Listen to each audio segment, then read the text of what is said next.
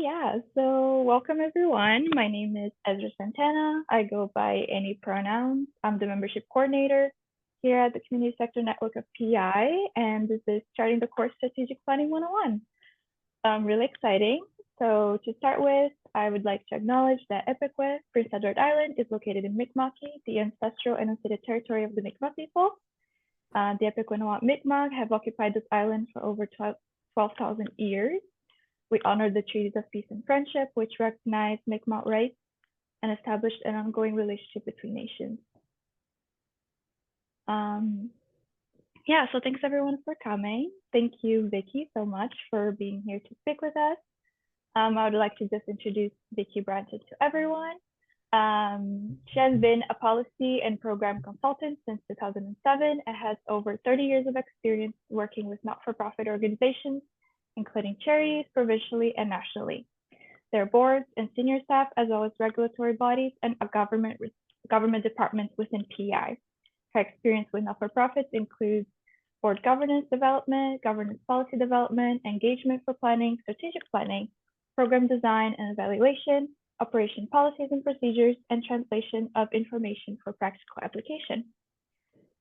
As a reminder for the folks that arrived a little later, this meeting is being recorded. It will be uploaded to our YouTube channel where you can access it afterwards. I'll be sending the link to that to the email that folks used to register for this webinar. So I think that's everything for me. If folks have any questions, you can drop them in the chat. I'll be keeping an eye on that. And yeah, I'll be muting myself and passing it on to Vicki. Thank you so much. Thank you very much, Ezra. And welcome everybody. I'm glad people could turn out and didn't have to drive and be worried about the weather today. On PEI, of course, it's always that challenge if you have to get out and move around, so that Zoom meetings can be very helpful that way. Just to add to my background that Ezra mentioned, I did spend 18 years as the executive director of a health charity here on PEI.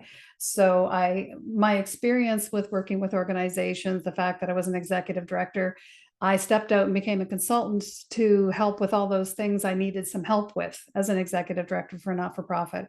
And that's certainly kept me busy for the last 18 years or so in doing that kind of work as well. So I come from that kind of background. That's why a lot of the work I do is very eclectic, because I'm trying to help with the kinds of pieces of work that organizations need support with. I'm always very happy to hear when organizations are planning on doing their strategic planning, because I've found over the years that if you have a plan and are working against a plan, it helps an organization develop so much more progress. So today I hope to help with some points on getting some insight into the importance of strategic planning in achieving your long-term goals and the long-term success for your organization, both from a board and an operations side.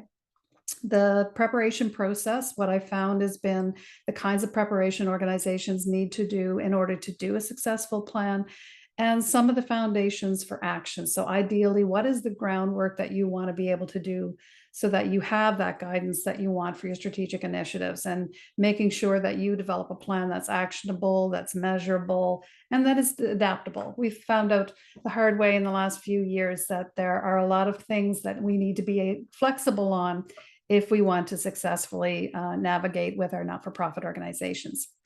We're not going to do breakout rooms today, but I did want to start off by asking you to think a little bit for yourself. And if you wouldn't mind, in the chat function, if you wouldn't mind introducing yourself and or your group, the group that you're with. I'm also curious to know what your role is. Are you a CEO? Are you a staff person? Are you a board director? So what is your role with the organization? So I have a bit of an understanding of your background. If you haven't used the chat function before, there should be a floating bar or a bar that's visible for you with a chat box on it. Or if you follow the three dots, you might find the chat box.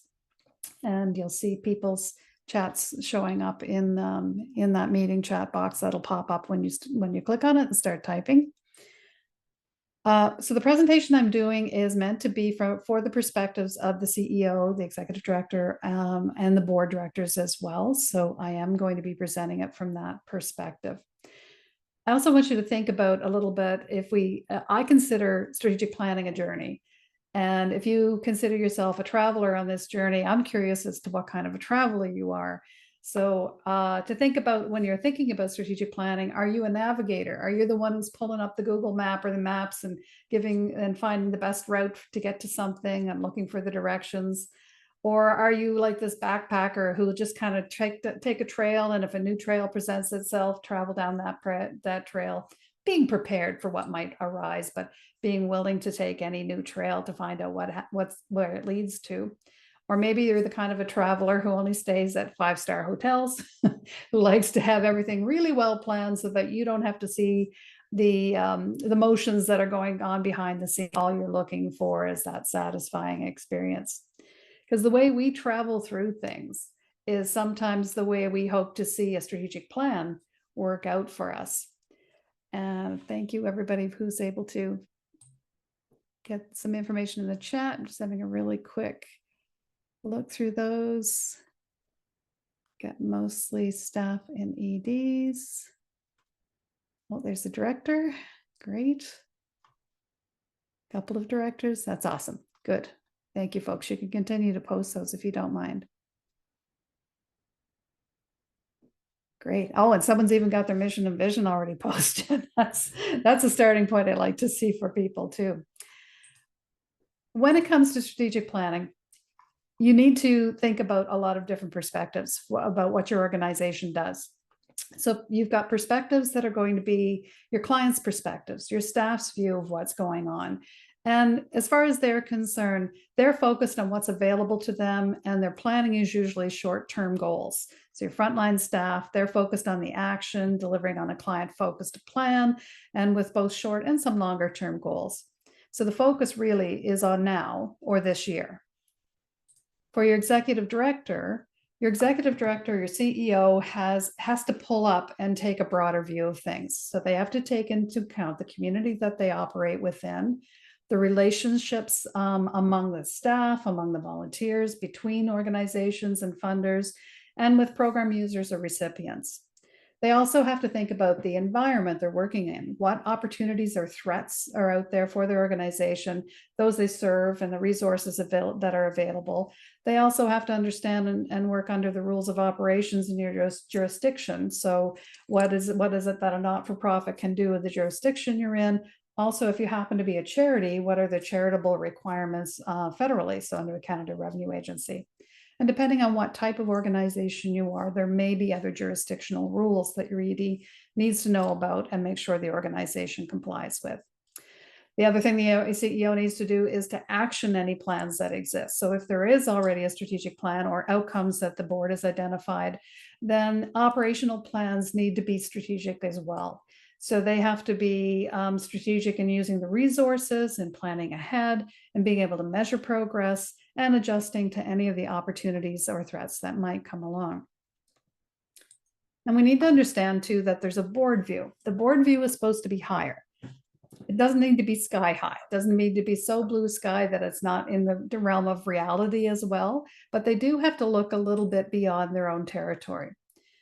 So if your organization's territory is in this yellow loop, then boards need to consider outside things as well. They need to understand enough about the organization to see where it's best placed for future needs.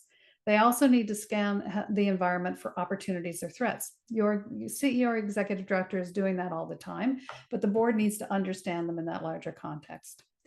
They need to ensure that the organization is able to protect itself by ensuring that resources are addressed and that they're all firmly grounded in some kind of understanding, that common understanding of what the mission of the organization is meant to be. So where a strategic plan fits for me is here. So if an organization has everything, not always in writing, but often it exists, so they just don't have it in writing yet. So the vision is part of a bigger plan. The vision is actually not usually just the organizations to achieve, something larger than both. But within the vision, then the organization can have its own mission, and they should understand their own values and principles as well. That's at the staff level, at the board level, and at the volunteers that might be involved in the organization as well. If those things all align and are clear to everybody, then people tend to work well together. Your strategic plan fits within that. So you've got a strategic plan that has some set of outcomes, some idea of how you're going to measure success, your metrics. And then within that strategic plan, that's where operations lie. And in operations, there are objectives that get set and there are tactics and activities that happen. So that's how I see a strategic plan helping organizations or nesting within those organizations.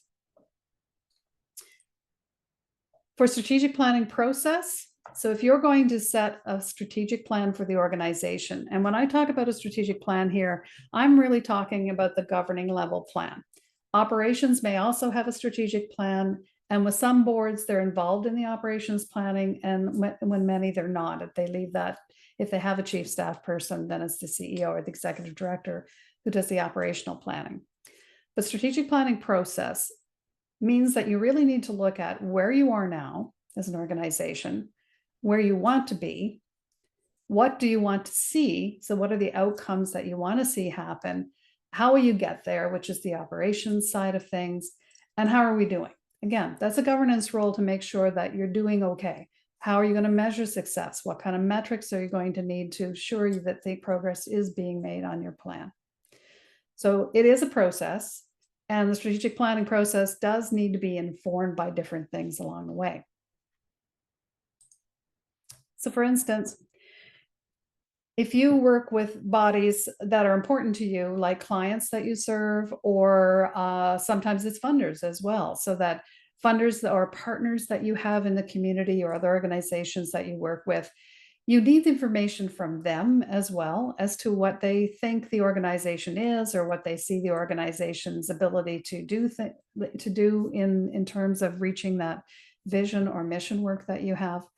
So that consulting with key informants is an important part for organizations. Some organizations that are new, or to be honest, when some organizations have really struggled and they're not quite ready to be public facing on some issues, they'll keep to themselves to do some strategic planning. And then a lot of their planning then is about their internal organization and how they might best support it and make it, improve it as they move forward. Otherwise, I always encourage you to think about how your key informants can be engaged in your process to give you the best information. And that does need to be managed fairly carefully. You don't want to set up expectations that you can't meet. And by asking questions or having people involved, you've got to do it carefully to make sure they understand that they're not setting the outcomes or the goals, but they are in fact being asked to provide information that you need as an organization to make those choices. So the preparation process, and by the way, if you have questions as we go, please feel free to pop them in the chat, or if you can unmute yourself, you can ask a question if you like as well. I don't mind being interrupted in the process. So for preparation processes, what I encourage organizations to do is to think about a few things. First of all, who are you? What do you stand for? If you, as your board and staff, need to have a common understanding of what that is. You also want to have a common understanding of how you see yourself now and how you see yourself in the future, because where you are now isn't where you hope to be in the future. And there may be a few things that need to be changed, both internally as well as in terms of setting your goals or your outcomes for the organization. You also need to understand what you expect as a group. Each individual board director, the CEO, you're each having your own views of what outcomes matter to you. So it is important to have those conversations and a common understanding. Then you need to also check on how others see you. So I can tell you, for instance, I work as the CEO for the Lung Association here in PEI. And the Lung Association is the Christmas seals people. And we spent a lot of time working together nationally around our image of Christmas seals and how it was our major fundraiser during those years. So it was a critical fundraiser, and we spent a lot of time worrying about it. And then we finally started asking our donors what they thought about it. We had two different stories. And for us, it was important to find out that how others saw us and what they expected from us was different than what we were worried about. And we were able to do better by understanding how people saw us. So that's part of finding out what others expect, whether it's your clients, whether it's the public, whether it's your funders. What do they expect of your organization does matter. So what outcomes matter to them? So there's foundational pieces I think organizations really need to say out loud or have on paper. So there is that common understanding. So your vision and your mission are two things that you need to consider. Your vision, and my definition of vision is that what good will exist if your organization does its work really well and other organizations and individuals do their work really well. What good is going to exist because you're here? And then more importantly is the mission work. What's the mission of your organization? Who are you? What's the impact you can have on the vision? Sometimes if you ask yourself, if we didn't exist, what would be missing? And that helps you define what your mission is. But mission is kind of critical. It should be big enough that it's not achievable in a one-year plan, but your mission should be something that is attainable, even if it takes a lot of years for that to happen. So mission work needs to be common for the group. If you've got a mission statement that is paragraphs long, it takes you a couple of minutes to describe, it's probably not one you can use successfully over a longer term. So think about your mission statement too as being something that you can easily state to others, whether you're a board director and someone says, oh, I hear you're on that board. What is it that you do? To be able to say your mission first and foremost is important for organizations. Deeper understanding of really who you are as an organization can be found by, again, stating and or getting in writing what the values and principles of the organization are. I've worked with organizations enough to find that if we don't understand the basic overriding values and principles, then we get bogged down in trying to set goals or outcomes, because a lot of the goals and outcomes might end up being actually just a statement of what they want to maintain as their values and principles. So values and principles should be core to this organization, because we all come with values and principles to the table. But what's shared with others and what's shared with this organization is really the core. So you identify what's core to the organization. It's important for not just the volunteers at your board level to be involved in this process, but I strongly encourage having staff and all staff involved in this sort of planning process, because they need to have a shared understanding between the staff and at least the senior volunteers, your board directors, on what the values and principles of the organization are. And I say that your values and principles have to exist. They don't have to be perfect, but they have to exist, they have to be shared, and in that way it can be defensible by all of you.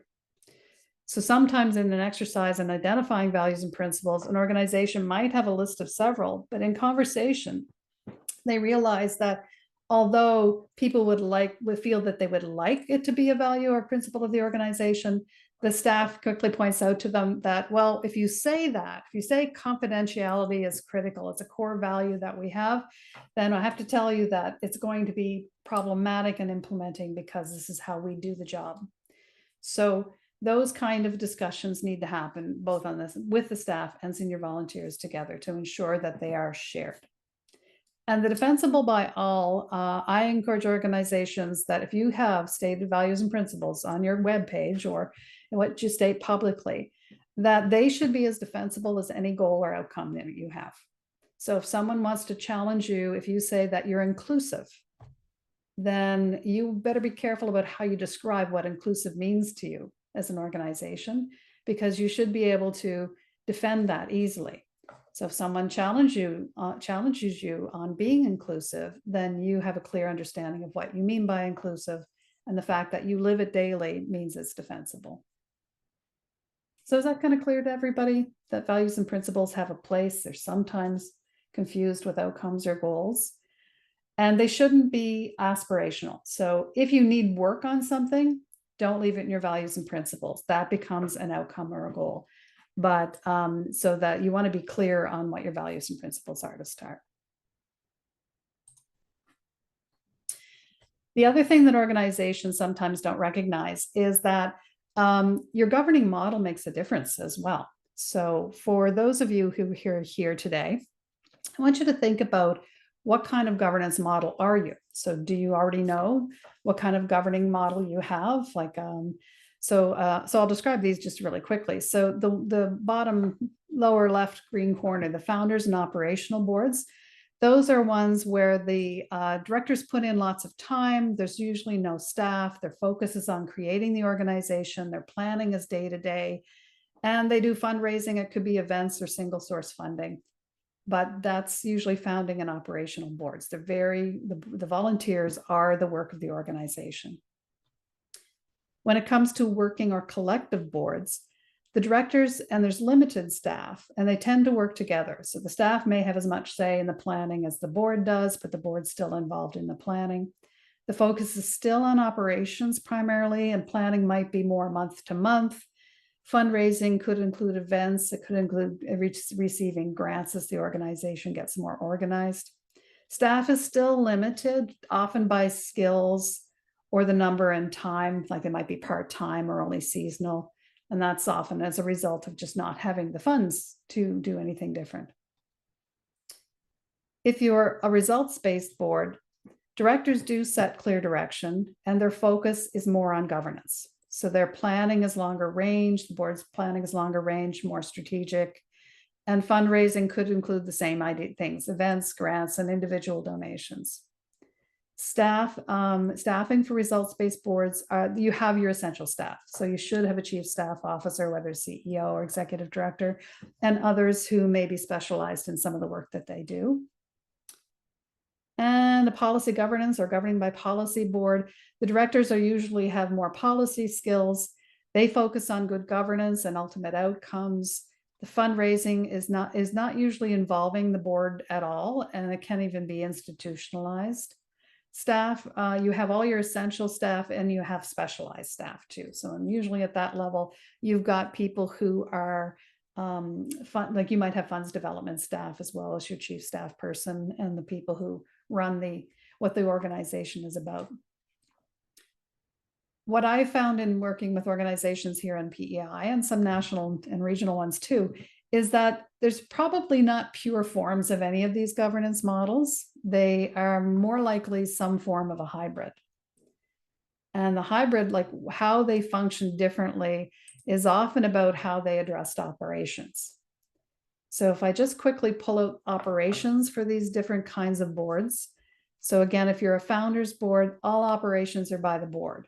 And there might be seasonal or temporary employees, but there's not employees to do the work. So all the green, all the activity operations of the organization revolves around the board. If you're a working or collective board, then you have some staff, but it's limited, and they may have an equal say in the planning, but all of the work is being done as a shared responsibility between the board and staff.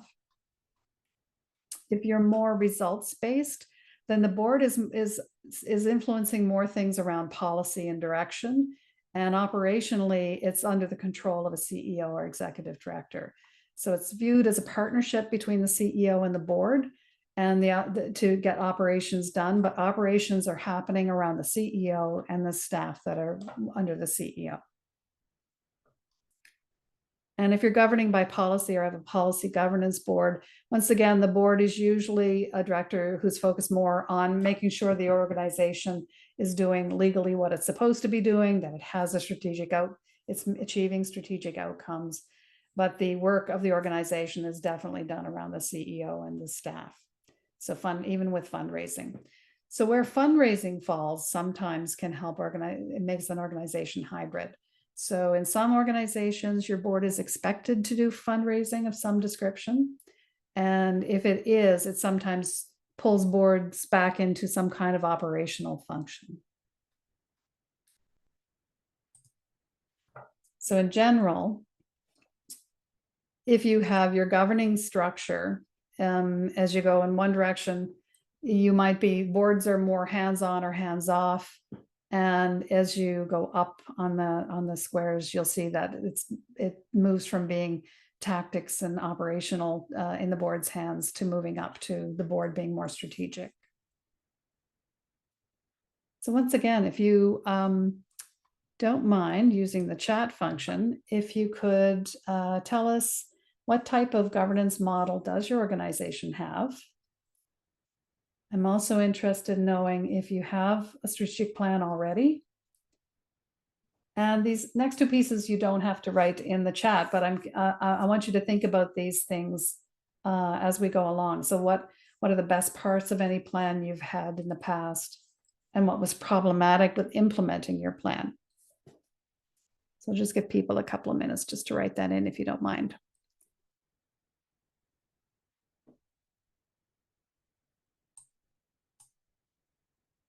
Or if you'd rather unmute and say it out loud, happy to hear your voice too.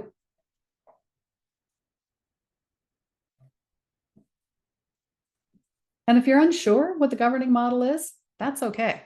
So I'll put the governing model back up. But if you're unsure, have a guess at what you think you are functioning with.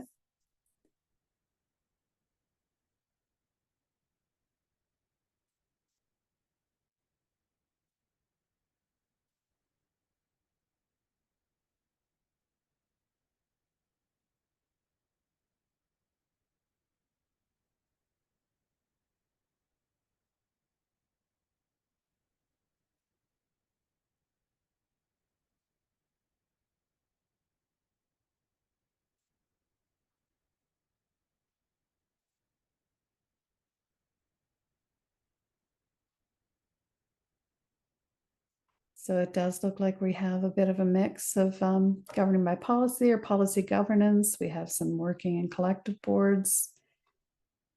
Someone's saying there's a hybrid Carver model, which is a governance NUMP model.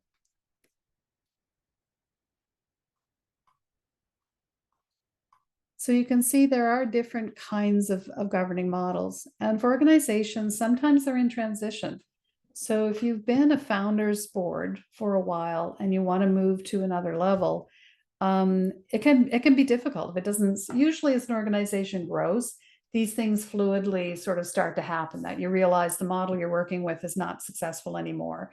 So you need to move to something different.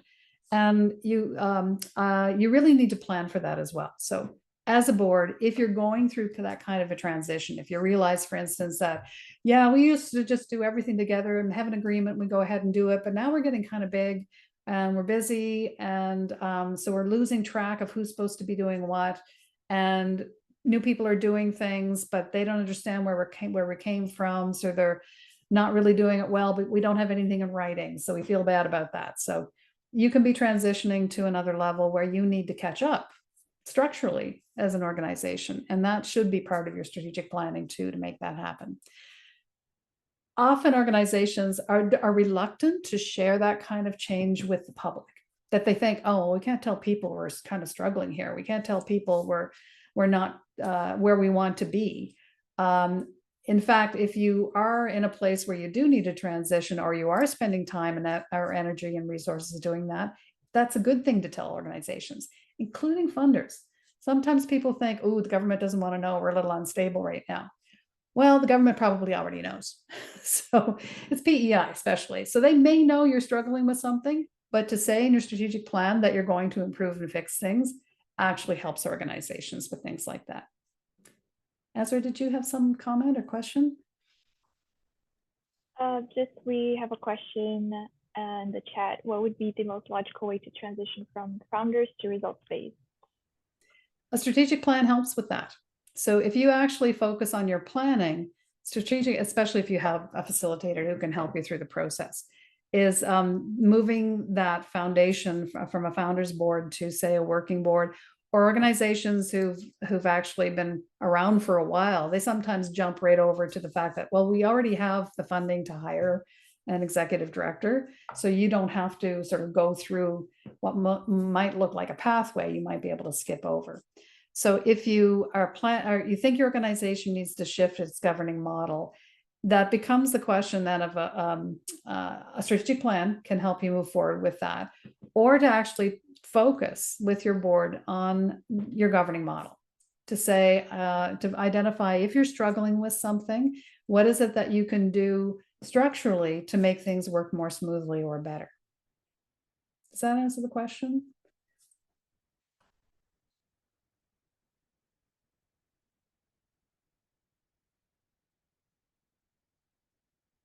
And someone has commented about setting up a policy board before it was really necessary and in transition. That can sometimes, it can be your guide to have something that's already governing by policy. So what I do find with organizations is sometimes they've missed that important planning part about how do you implement, or what kind of support do you need while implementing? Because helping organizations, even those who are really willing and able to transition, that they sometimes struggle with oh yeah, I'm slipping back into old habits. That's not what I need to be worried about anymore. I need to be focused on this. So having some help with that, implementing a new governing model or a new strategy can be helpful. So think about in your planning, it doesn't have to be a one-off event, and it probably won't be successful as a one-off event, that you need to think about the longer term in terms of launching or implementing. What kind of supports might you need through that process? Or at least as a board, how do you revisit the process of change so that you have a clear understanding if you're successful or not? Okay.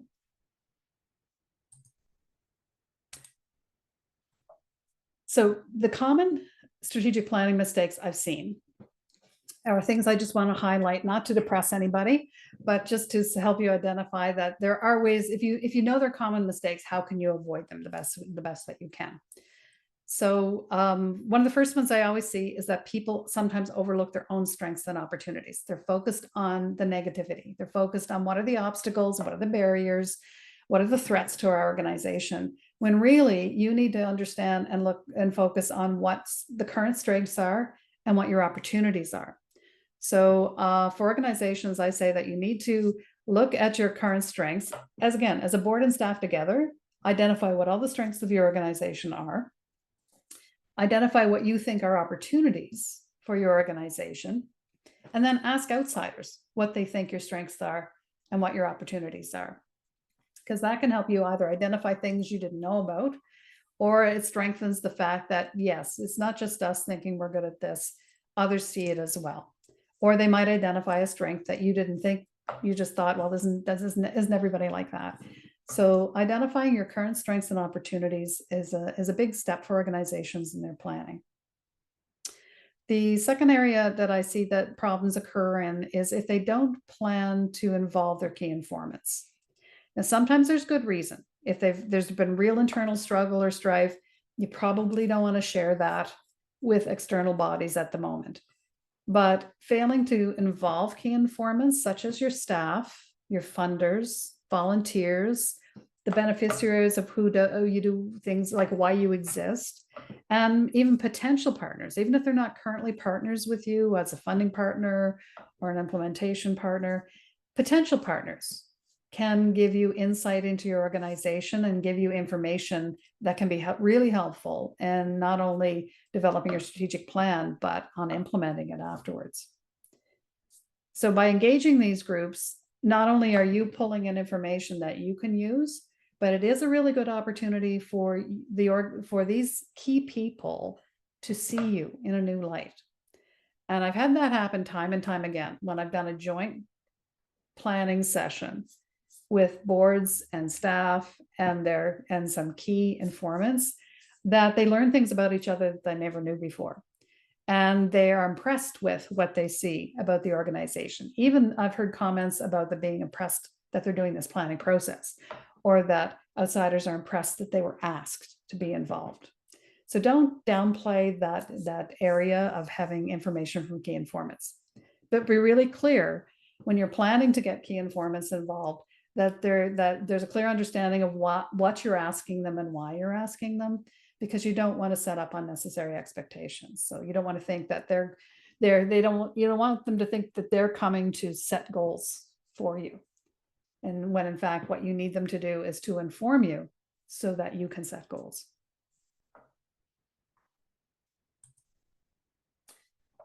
Other mistakes that can be problematic is affecting operations. So the lack of a clear goal. Without clear and measurable goals, it's difficult for organizations to assess progress. So either your executive director can say, well, I can't lose. This is such a broad goal. I can do anything, and I can count that as a success.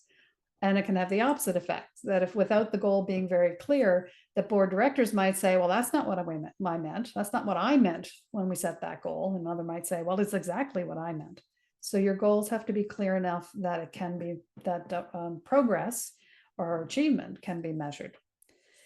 Having a measurable goal doesn't mean it has to be like an operational goal where there might be, I want to say, a 25% increase in uptake on these workshops. That's an operational kind of goal, when the board really should be focused more on the outcome. Like if the executive director decides to run workshops or not, really isn't your problem as a board director. As a board director, you should be more focused on how is this helping us achieve our mission? What progress are we making against the mission? And so that, again, it keeps that distinction clear of what's the goal and how are you going to measure success. Boards sometimes, if they are involved in operations, will measure success by how many workshops did we run and how many people were involved. But somebody's got to think further up. Someone's got to think about to what effect. Like, how is that important, or how is that making a difference? And that's really where boards' roles are supposed to focus. The other thing I've seen is the inadequate resources for implementation, and even just the not just the having enough finances to make things happen over a multi-year plan, but also to have the resources you need to support you in implementing. So if you've got a new strategic plan and say you've never had one before, how you take reporting against your strategic plan is important. How you measure, that's how the board is going to measure success, is important. And you should be clear up front before you start making it your executive director comes and presents you information on progress, and then you're saying things like, well, that's not what we meant, or that's not enough information. We don't know if we're making any progress or not.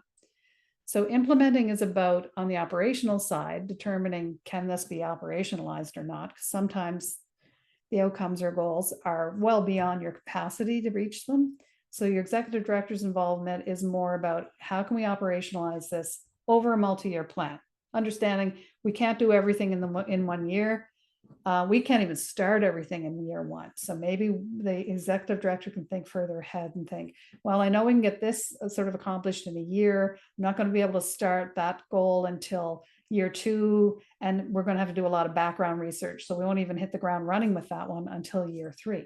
So that's the operational strategic side of things that EDs need to figure out. The other inadequate resources can be around that, taking presenting a report and receiving it. So the ED, what do you report on?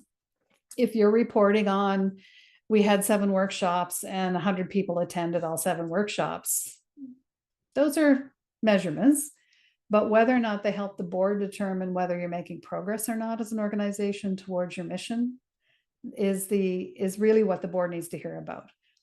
The busyness of the work that you do is important for operations, but for the board, keep in mind that they need to see how this affects progress.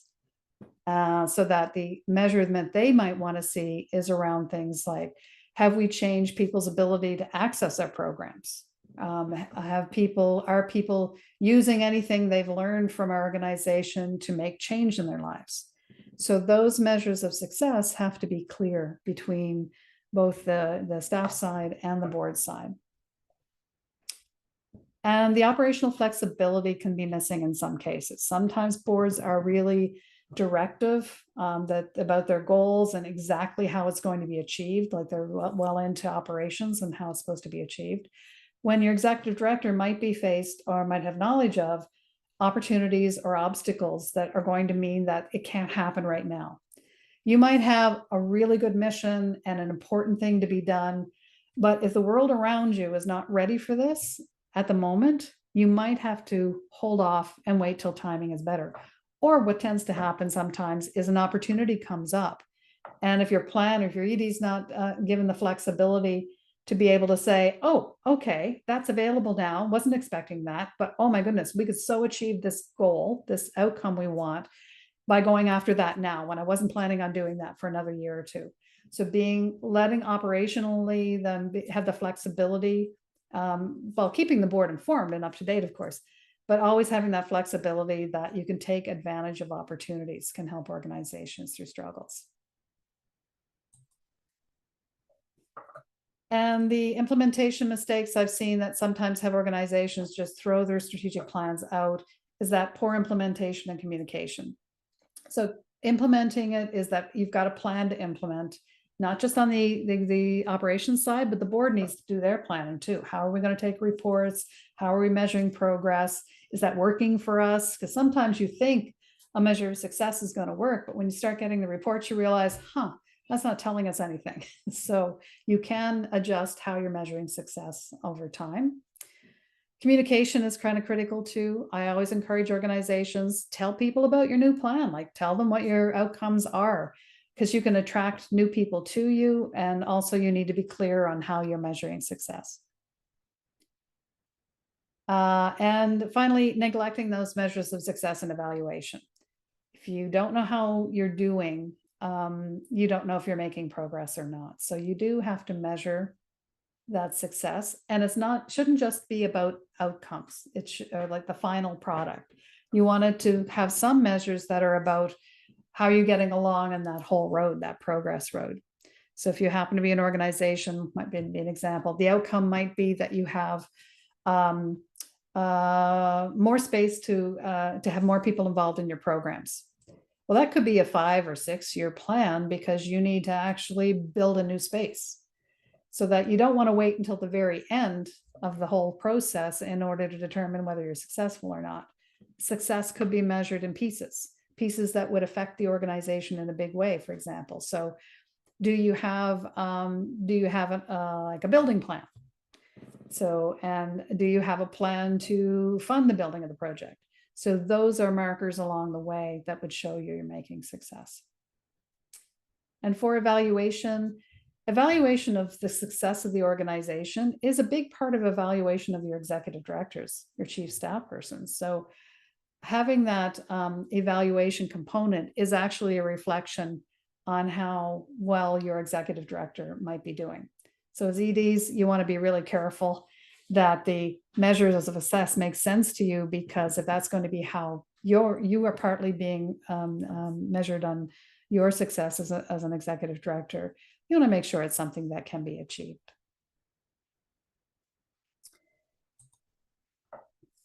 So given that these are often the pitfalls that I've seen, I'm trying to check messages. If you have questions or comments, please feel free to bring them up. Getting ready to start your strategic planning, you should ask yourself a couple of questions. So what information are you missing that you might need to make good decisions? And who do you need to hear from?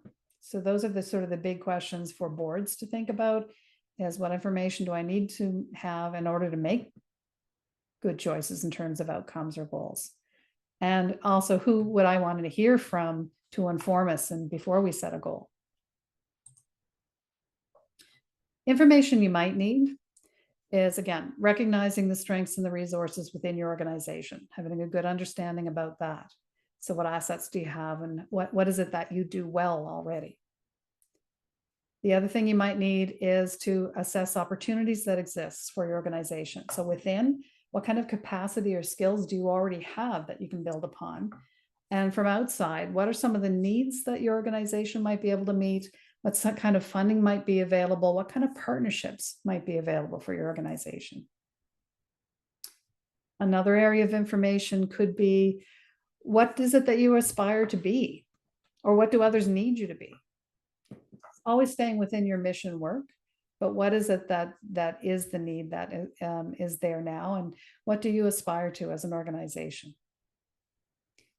And finally, measurable results and what the expectations are of people are important to know up front, because that helps you measure success along the way and also determine what are the most important outcomes or goals that you need to set. Now, it doesn't mean you have to try and meet everybody's expectations. It just means you need to understand what they are. For a timeline, some people too also think that strategic planning is sort of a one event kind of effort. And I like people to understand that really strategic planning is that journey. It is a process for you to develop your strategic plan as well as to live it. So based on the kind of questions and the setup I use from time to time, is this analyzing where you are now. So your existing plan, if you had one, and how did that progress? What didn't work about it? It's good to know in your analysis. What are your values and principles as an organization? What's core? And that process can take a month or two to gather your data, and about a half-day session to bring your board, your ED, your staff together to have conversations about that, or to gather some of that information, to do some analysis together. Setting the direction starts with your vision and mission. So if that's not clear or needs to be updated, then again, a half-day session. And people say, half-day to talk about your vision and your mission? I've tried to do it in shorter amounts of time, but to be honest, people need the time to really think and talk about it. You can say, well, we have a really nice vision and mission. The statements are beautiful. They read nicely, they look good. But if you share them with individuals on your staff and your board and ask them, is this what we are and what we should be focused on for the coming years, you might get a little debate on that. So that's why often, even if they've set vision and mission, it needs to be revisited, even if it's relatively new. It doesn't always change in a big way, but I found that it often does. You also need to make time for your key informant engagement. So, and that really is going to depend on how you're doing your key informant engagement. Are you doing a survey with your members? Are you doing focus groups with people that you deliver services to? Do you want to do one-on-one interviews with key informants or funders to get some insights from them? Or do you want to hold a half-day session where you bring them all together to show them your planning so far, to get their feedback on some things before you go ahead and set your outcomes and goals? You do at some point have to set your outcomes or goals. And it can be done in a half-day session. I often find it seems to work better as a full-day session with board and the ED. It doesn't have to involve all the staff or senior staff, but again, depending how large your staffing is in your organization, I often say that having key staff involved or leadership staff involved along the way helps the staff understand the board's perspectives and the board's job, as well as understanding the line that means that, oh, okay, this is operational and everything goes to the ED, or this is why we have to have these measures of success because the board makes decisions on our progress based on that. So that brings a common understanding just to what everybody's job is.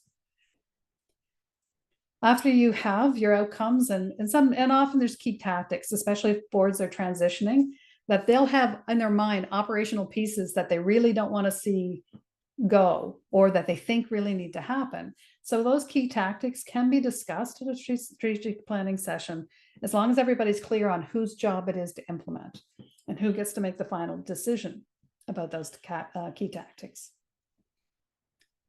How you will get there is really the operational piece that needs to happen after. So when the goals have been set and adopted, or the outcomes have been adopted by your board, you need to give your executive directors some time to reflect on the impacts and the logistics of that.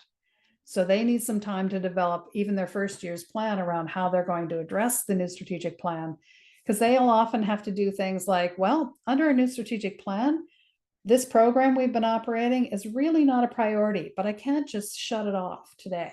I'm going to need to sunset that over time. So in order to take this down, I won't have the resources to build this other thing up. So there's got to be some tactics that the impact has to be looked at operationally by usually the executive director to figure out what is the timeline, what's the budget attached, which of the activities and programs are going to be affected, what staffing changes might I need to make, if any. And so given all of that, what kind of progress can the board expect to see against the strategic plan in the coming year? So that takes some time. And then the how are we doing part is around the board, how the board is going to measure success. So the boards, sometimes in the planning process, there's not enough time for the board to really think about those metrics pieces. So how would we know if we're doing better? How would we know if we're being successful? What would tell us that? And boards need to think about things over a longer time period too. So knowing how many people attended the program this year, nice to know, but what does that mean? Is that better than last year? Is it worse than last year? And if it's better than last year, what difference does that make?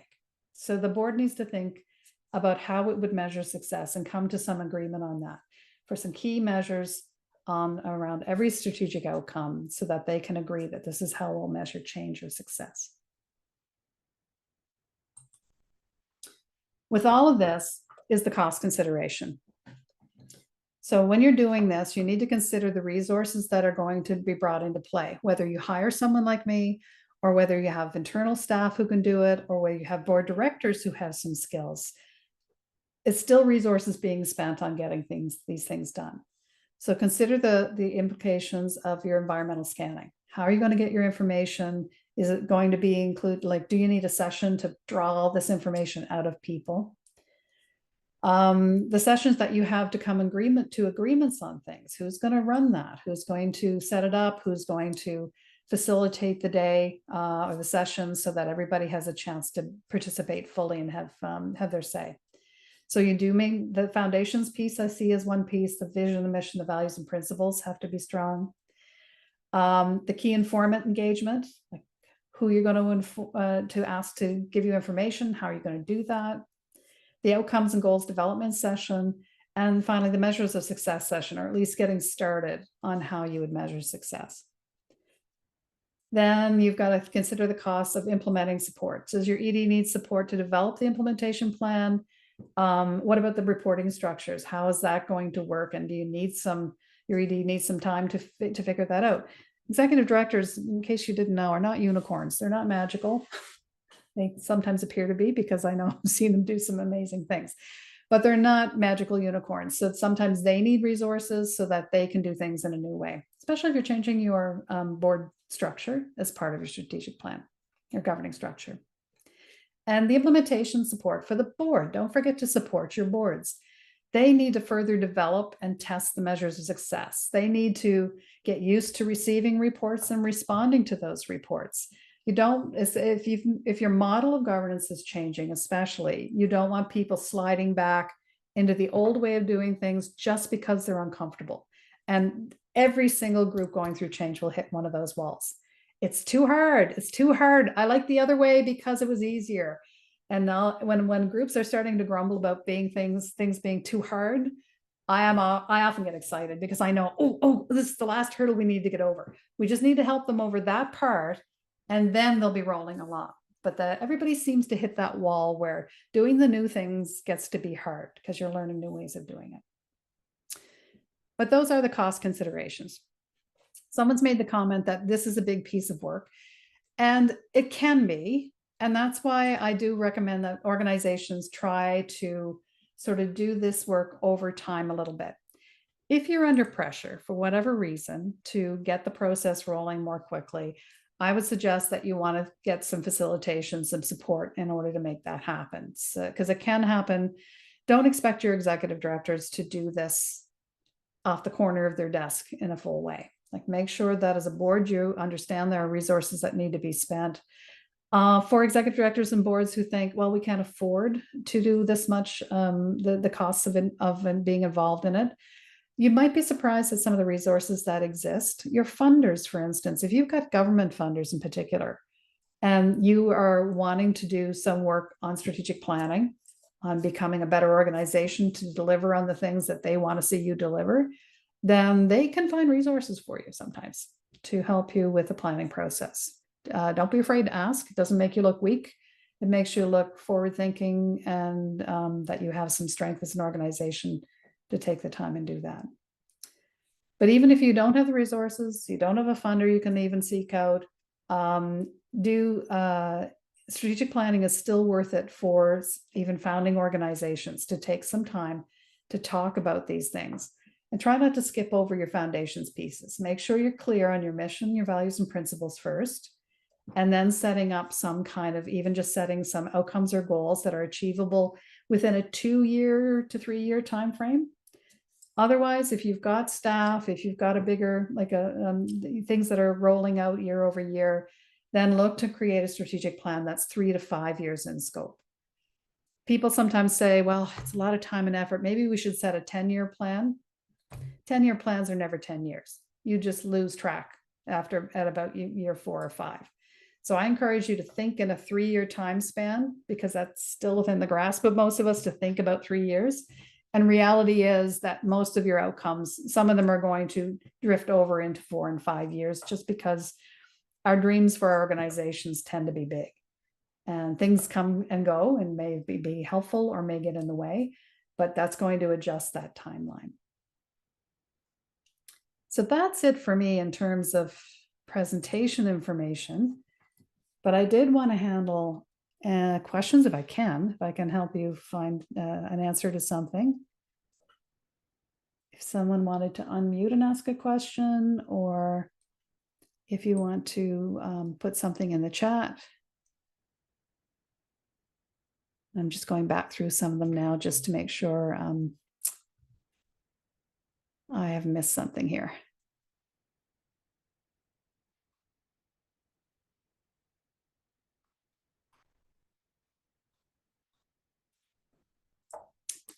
And if you have a strategic plan, or you've worked within a strategic plan, what's the thing that's been the struggle for you?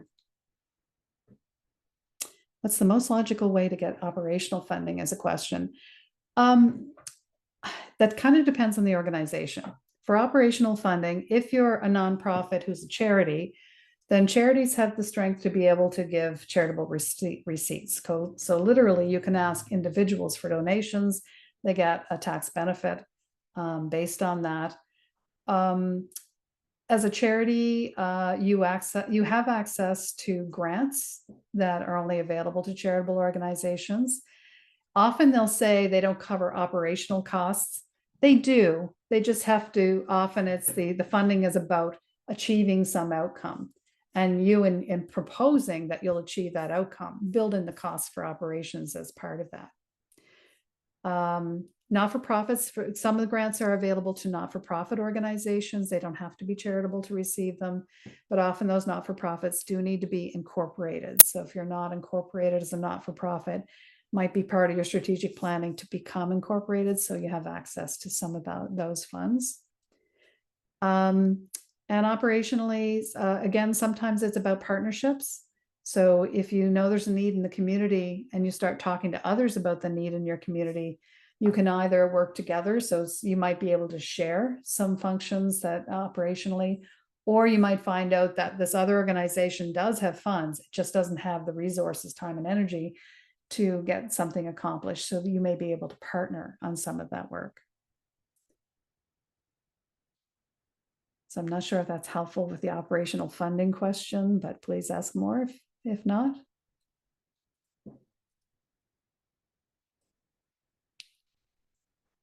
So you have an experienced facilitator volunteering to lead your plan, but it'll only be a 2-hour process. You'll have 2 hours planning of the strategic planning day prior. Any advice for priorities under a shorter schedule? I pushed hard for more time, but our volunteer board isn't interested. Yeah, sorry about that, Jamie. That can be a tough one. Sometimes the experience of your volunteers in the past with strategic planning has not been a good one. So their view of strategic planning can be soured by the fact that their experience has been bad in the past, or they just don't understand what strategic planning is. So sometimes if they're not willing to put more time into it, it's because they haven't started dealing with some core issues. So if you have someone who's willing to do the facilitation, if you don't skip over the mission and the values and principles piece, that's important, because if you can't have common agreement on that, then sometimes your board will see, oh, that you're not as aligned as you thought you were, or that you have diverging views on where you think the organization needs to go or what it's supposed to be doing. So that's kind of the core conversation that you have to be clear on as an organization. The other facilitated piece might be is if you don't have a clear delineation about whose job it is to strategic plan and whose job it is to operationally plan. And and oddly, I haven't talked about this part, but strategically, if you're an organization who should be facing a shift or needs to go through some kind of change, a facilitated session to talk about how you're going to work in the future can sometimes make the board realize that it needs more time to talk about these things and more time to set goals. So what's this saying? Oh, yes, if I understand correctly, you probably mean built operational funding into outcomes. Yes. Yeah. So your outcomes measures, if you don't have outcomes related to how you're going to fund the work that you do, it's for me, it's either because, well, you've got some kind of bankroll going on, you don't need to talk about operations size of things, or you really are not accounting for the fact that as an organization, it takes resources, effort, time, people in order to build the funds for the organization. So you can definitely set outcomes related to that. It's important for everyone to recognize money's not appearing by magic usually for not-for-profits to get their work done. And are there other questions there I'm missing, Ezra? I don't think so. We have just a comment saying, Jamie, one of the best pieces of advice we received was to include a line in our budget for the cost of governance. This helped us strategically build in a budget to create a more robust plan for our board and really invest time and money into this each year. We have been able to update a lot of our processes and key components, and it helped the board see the importance of this development. Thank you for that, Megan. That's great advice. Yeah.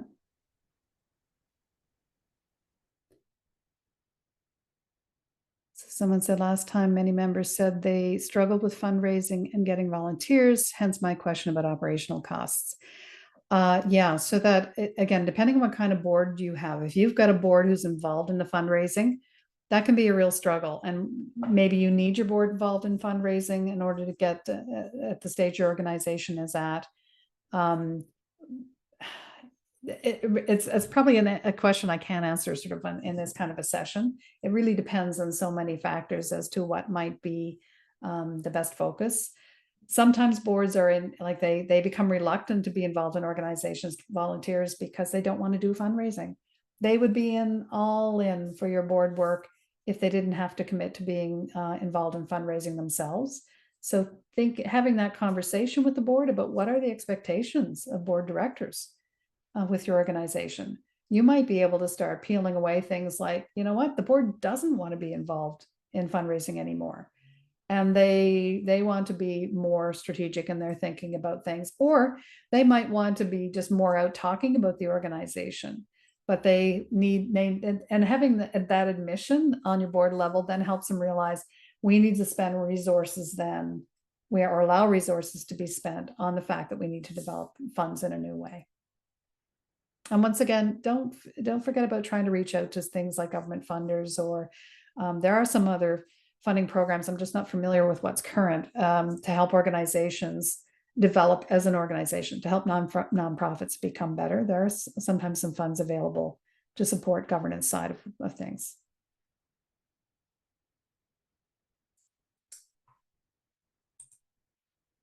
So if there are no further questions, I think I might be done, Ezra, and you can talk to us a little bit about what's coming up in the future. If anybody wants to send me an email offline, I'm happy to respond to questions, and if I can help, I will. That's kind of part of what I was always looking for as an executive director, and what I'm still looking for when I'm a board director as well, is to reach out to others, learn from their experiences. But I want to thank you for coming out, and I appreciate your time. Sounds good. Thanks so much, Vicki. I can share your contact information with folks when I send the link to the YouTube upload as well. Yes. That's helpful. Thanks so much for talking to us. It was really insightful. I know that I learned a lot. Thanks everyone for coming. I feel like I said this like multiple times, but I will be uploading this as soon as Zoom decides that it's ready. If you're not a member of the Community Sector Network of PEI, you can join us at csnpi.com/join-us, or using a link I will drop in the chat. We offer resources, programs, and other informational sessions like this one for not-for-profit organizations. We accept people from different parts of the nonprofit sector. And yeah, our membership is free for volunteer-based organizations. So yeah, I just dropped the link in the chat. We are currently going through a membership survey as well. We want to hear from our members, their feedback, any ideas, thoughts that they have about stuff that we have going on, what you would like to see, and how we can best help your organization achieve success. So I'll be dropping a link as well in the chat for that. If folks have time, it would be really helpful if you filled it out. If you yourself have any information that you want to share in a format similar to this, we do have an intake form for the You Are the Expert series. You can choose a topic that you want to share about, and we will set up a session like this. So yeah, there's a link. I feel like I'm dropping so many links. But yeah, for upcoming events, the Strongest Families Institute will be sharing with us an overview of their programs. They have free evidence-based mental health programs for children, youth, and adults. So we'll be getting an overview of what they have to offer from Katrina Guitar, which is she's their senior field and outreach manager. That would be on Tuesday, February 18th at 1 p.m. From what I gather, they have really helpful resources for families. They offer distance-based as well, which is really helpful in this day and age when we can't access things in person. But yeah, I think that's all I have for today. Thanks everyone for coming, and thank you so much, Vicki.